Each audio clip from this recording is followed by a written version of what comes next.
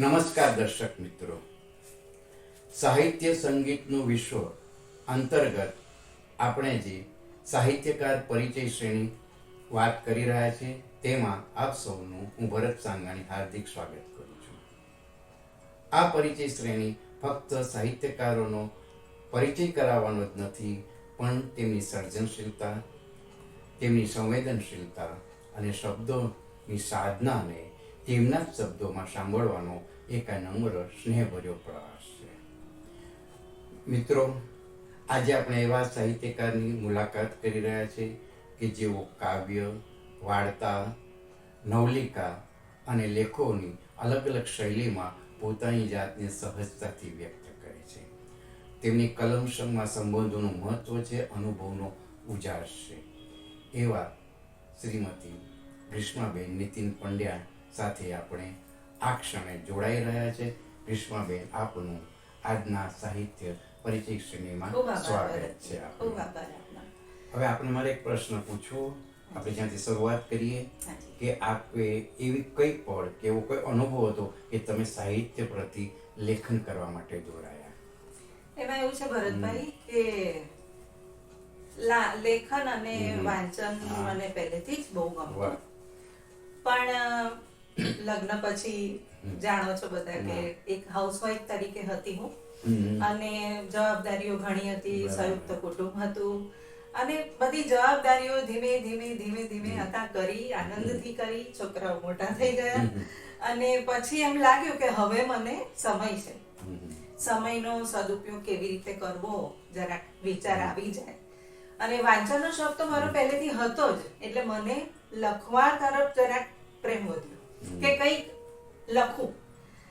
તો અને પરિસ્થિતિ તો બદલાયા જ કરે છે, સુખ દુઃખ આવે, ભરતી ઓટ, બધું જ જીવન છે, ચાલ્યા કરે, બરાબર. એટલે મને છે ને કોઈ વિષય શોધવા નતો જવો પડ્યો, વિષય મને આપોઆપ મળી. વિચારો કરું અને આ વિષય સારો છે, જો અનુભવ કંઈક એવા મળે કે મને એ વિષય મળી જાય અને હું એમાં લખવા બેસી જાઉં અને પછી લખી કાઢું મારી રચના અને પછી એનું શીર્ષક આપું. એટલે આ રીતે બધું મારી શરૂઆત થઈ. લગભગ ને 2001 થી મેં શરૂઆત કરી. પણ એ વખતે એવું હતું કે લખવા ઉપર વધારે કોન્સન્ટ્રેશન હતું, ડાયરી ને મારી પેન લઈને બેસી જાઉં. પણ પછી ટેકનિકલ નોલેજ પણ જરૂરી છે, તો પછી મને છોકરાઓ મારા કહે કે મમ્મી તું આટલું બધું લખે છે તો દુનિયા સમક્ષ રજૂ કર. અને મને હિંમત આવી અને મેં એક પછી એક ચોપડીઓ લખતી ગઈ, થોડું વાંચન પણ ચાલુ રાખ્યું અને બસ અત્યારે હું આ રીતે તમારું લેખન યાત્રા શરૂ કર્યું. હવે તમે અલગ અલગ શૈલીઓમાં લખો, કાવ્ય બી લખો છો, વાર્તાઓ બી લખો છો, નવલિકાઓ પણ લખો છો અને સાથે સાથે લેખો પણ લખો છો. આ બધી શૈલીમાં તમારી નજીકની પસંદગી વાળો વિષય કયો અને શા માટે? એ તો ભરતભાઈ એવું છે કે મને કયા છોકરા ગમે, એટલે આ તો બધા જ મારા બાળકો છે. શરૂઆત મેં આ મારી પુસ્તિકા અનુભૂતિ, એ મેં અમારી સૌથી પહેલી પુસ્તિકા કે જે મારું ટોટલી જીવનના અનુભવો જ છે, અને એમાંથી મેં નાના નાના કાવ્યો લખ્યા, નાની નાની વાર્તાઓ લખી, સંબંધોના જ જે કોઈ આપણને મળ્યા સંબંધો વિશે તો એના ઉપર મેં વાર્તા લખી અને પછી મેં કાવ્ય રૂપે બી લખી, વાર્તા પણ લખી. એટલે એ રીતે મેં આ પહેલું પુસ્તક મેં લખ્યું. હવે વાર્તામાં એવું છે કે વાર્તા આપણે ધારો કે બહાર ગયા હોઈએ, સંબંધો તો આપણી આસપાસ વીંટાળેલા રહેવાના જ છે. પારિવારિક છું, પરિવારના સભ્યો પ્રમાણે આજુબાજુ પણ ઘણા બધા પરિવાર એવા મળ્યા કે જે વાર્તાના વિષય બની શકે, બરાબર. એટલે એ પ્રમાણે મેં હકારાત્મક બેઝ નક્કી કરીને વાર્તાની શરૂઆત કરી લખવાની. ધારો કે ભાઈ બહેન હોય, વહુ અને સાસુ હોય, તો એ બધાના વાર્તાની રૂપે જ મેં લખ્યા, પણ હકારાત્મક એનો એન્ડ એવો આવે કે તમે સંબંધો કઈ રીતે સાચવી શકો એ બધું મેં મારી આજે અવિરત ચોપડી લખી છે. આમાં બધી વાર્તાઓ છે, તો આમાં બધી વાર્તાઓ છે તો એ રીતે મેં અવિરત લખી કાઢી બધી જ વાર્તાઓ એમાં અવિરત. બધી વાર્તાઓ એમાં સંગ્રહ કર્યો છે. અને પછી મેં લખ્યું આ નવલિકા તમે કહો છો એમ, આ અચાનક. વાહ. એ પણ સંબંધ, એમાં પાત્રો ઘણા ઓછા છે. હા, અચ્છા. ઓછા પાત્રોમાં અમે બધી મોટી નવલિકા લખી કાઢી છે. એમાં પણ અંત બહુ સરસ છે. અને એટલે આ રીતે સંબંધોના એક પ્રકારનો, હું તો કહું છું કે એક જાળા છે, જાળા. એ જાળને આપણે વિટાળીને ક્યાં આપણે બહાર નીકળી જઈએ. આ રીતના આખા સિચ્યુએશન એવી થઈ જાય ઘણી વાર, બરાબર. અચાનકમાં પણ એવું જ છે. બે બેનપણીઓ છે અને બંનેની કથા વ્યથા અલગ જ છે.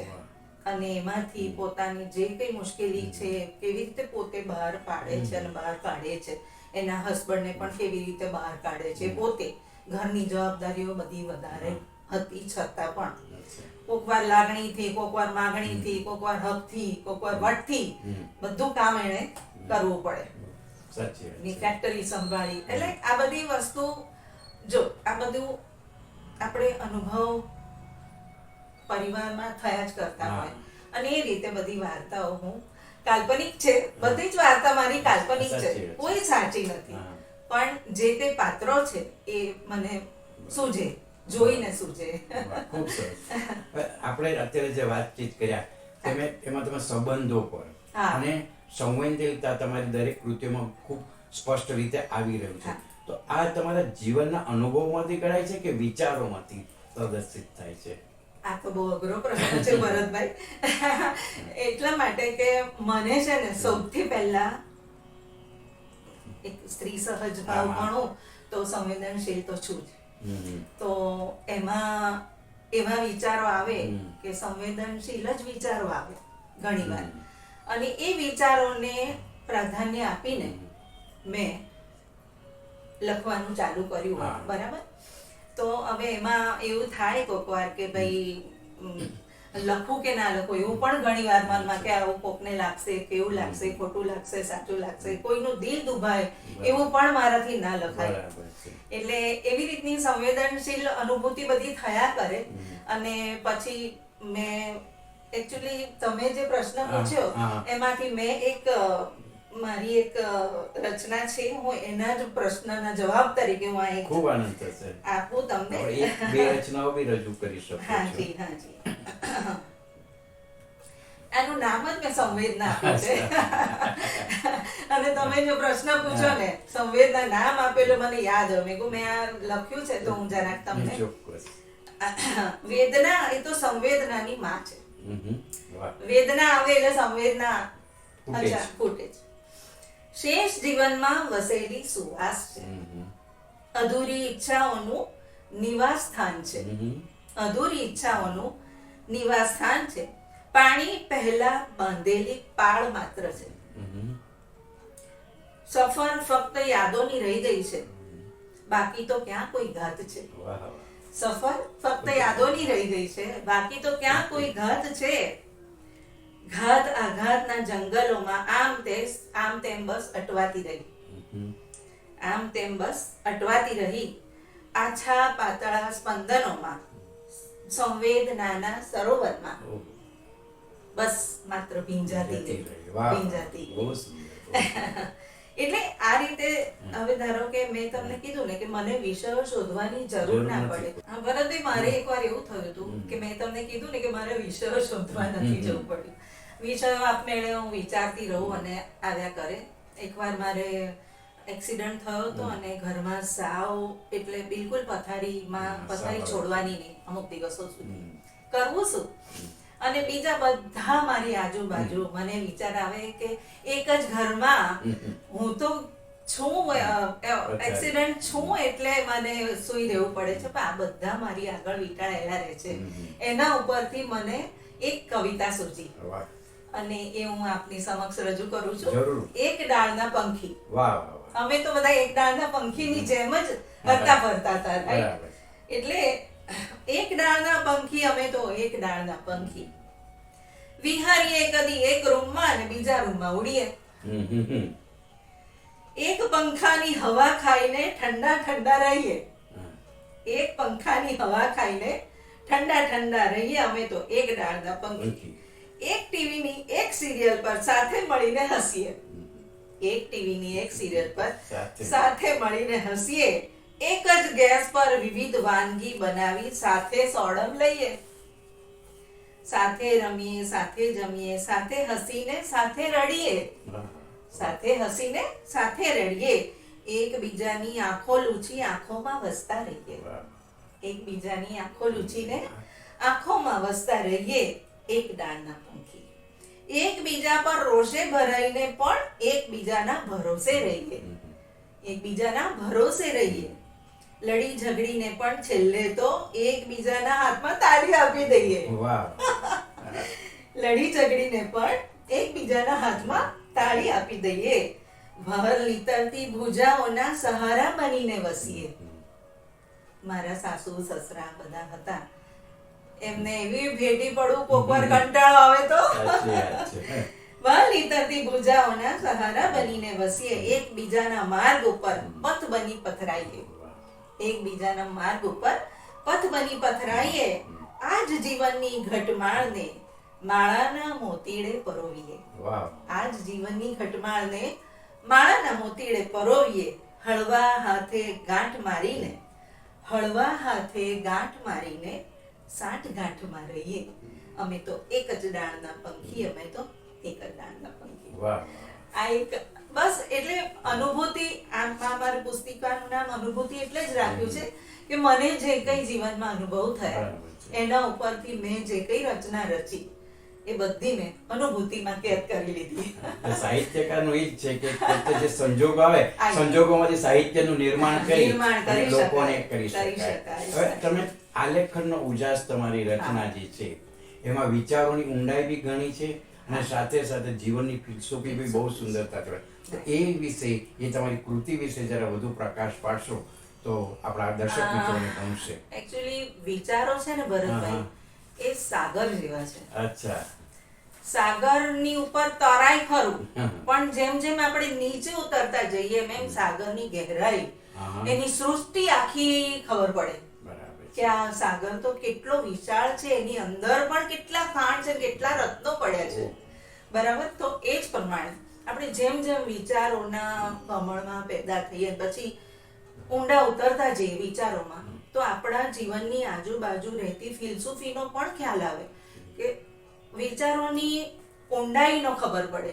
જેમ સાગરની ઊંડાઈ જેમ જઈએ એટલે મરજીવા થવું પડે, સાહિત્યના મરજીવા એટલે મરજીવા થતા થતા અને વિચારો એવા છે કે આપણને શબ્દો અચાનક મળે. બરાબર. તમારી પાસે શબ્દ ભંડોળ હોય ને તો ચૂંટી રખાય કે સારા વિચાર ગયા ને ખોટા વિચાર ગયા, તો આપણે હંમેશા હકારાત્મક બેઝ ઉપર જ જવાનું, તો જ સારા વિચાર આવે. સારા વિચાર આવે તો આપણે સમાજ સમક્ષ પણ સારા વિચારો ધરી શકીએ, રજૂ કરી શકીએ. એટલે મારા લેખ પણ મને એ વખતે એ જ વિચાર આવ્યો કે આ તો બધું લખ્યું, મેં કવિતાઓ લખી, વાર્તાઓ લખી, પણ આ એક મારા જ માટે એક થોડુંક સ્ટ્રોંગ નિર્ણય હતો કે હું લેખ લખું, અને બહુ નાના નાના લખું, કારણ કે અત્યારની જનરેશનમાં જોવા જઈએ તો ઓછું લખેલું એને જલ્દી વાંચે. એવું મેં તાર કર્યું છે. પેશન્સ નથી. અને છતાં ઓછામાં બધું જ આવી જાય, બધું જ અંદર પોઈન્ટ બધા હોય એટલે વાંચીને, અને એટલી બધી હાઈફાઈ ભાષા નહીં વાપરવાની કે જેથી નવા જે વાચક છે એમને સમજણ. સાચી વાત છે. એટલે એ પ્રમાણે મેં બધા લેખ લખ્યા છે. તો લેખમાં પણ હું તમને એક મને જે ગમે છે એવું નાના પ્રોજ છે, બધા મારા લેખ છે ને એ બધા નાના નાના છે, 1 પેજ થી 1.5 પેજ થી અંદર જ છે બધા. તો આલેખનનો ઉજાસ નું કવર પેજ કેવું છે? આ જે આલેખનનો ઉજાસ છે એમાં પરિકલ્પના સરસ કરી. હા.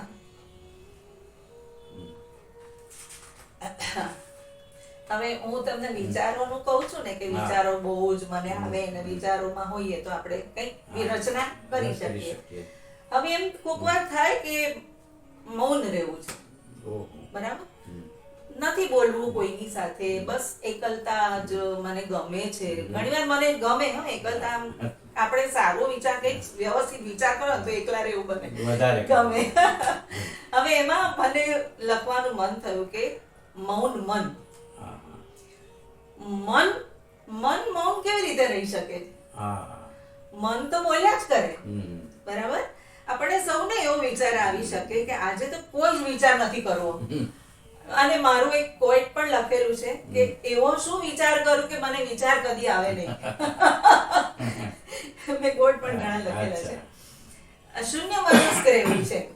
હવે શૂન્ય મનસ્ક રહેવું થોડું અઘરું છે આપણા દુનિયાવી માણસોમાં, થોડું અઘરું પડે. સામાજિક પ્રાણીઓમાં આપણે કહેવાય શૂન્ય મનસ્ક રહેવું કદાચ સંત વિભૂતિઓ કરી શકતા હોય તો હું શું આવું શક્ય છે?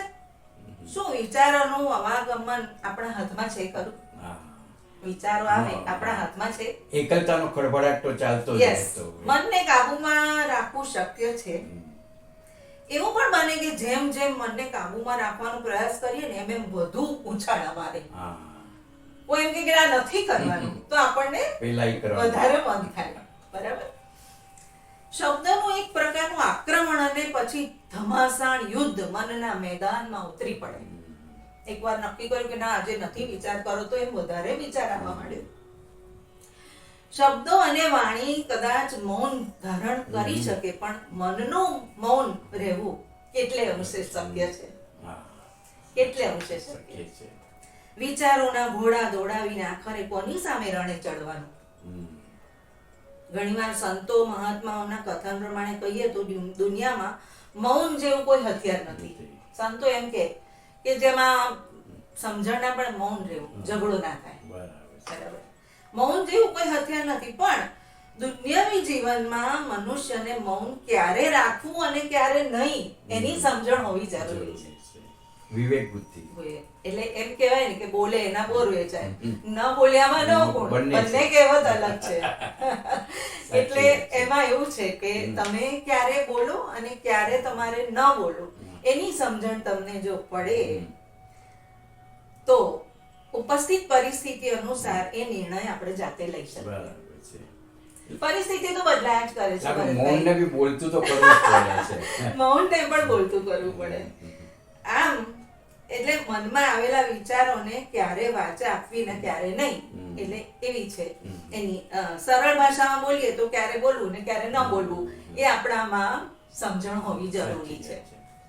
વિચારોના વાવાઝોડાને કાબૂમાં રાખવું ખૂબ કઠિન છે. એકાંત ભલે હોય પણ ચિત્તને ભટકતા વાર નથી લાગતી. ભલે કોઈ ના હોય, રૂમમાં આપણે એકલા જ હોઈએ, પણ ચિત્ત તો ક્યાંયનું ક્યાંય ફરતું હોય, ક્યાંય ફરતું હોય, આખી પૃથ્વીની પરિક્રમા કરીને આવે. મનનું મૌન એ કદાચ આધ્યાત્મિક મનોદશા હોઈ શકે. મૌન તો જ તમે રહી, મૌન કદાચ લેવાય પણ મનનું મૌન તમે આધ્યાત્મિક કક્ષાએ તમે પહોંચો ને તો તમે મૌનનું મૌન રાખી શકો. એ આધ્યાત્મિકતાની ચરમસીમા ગણાય આપણા માટે. એ કદાચ મનનું મૌન રહેવું શક્ય બને જો આપણે આધ્યાત્મિક વિચારોમાં પણ ઉન્નત હોઈએ. વિચારોને અટકાવી.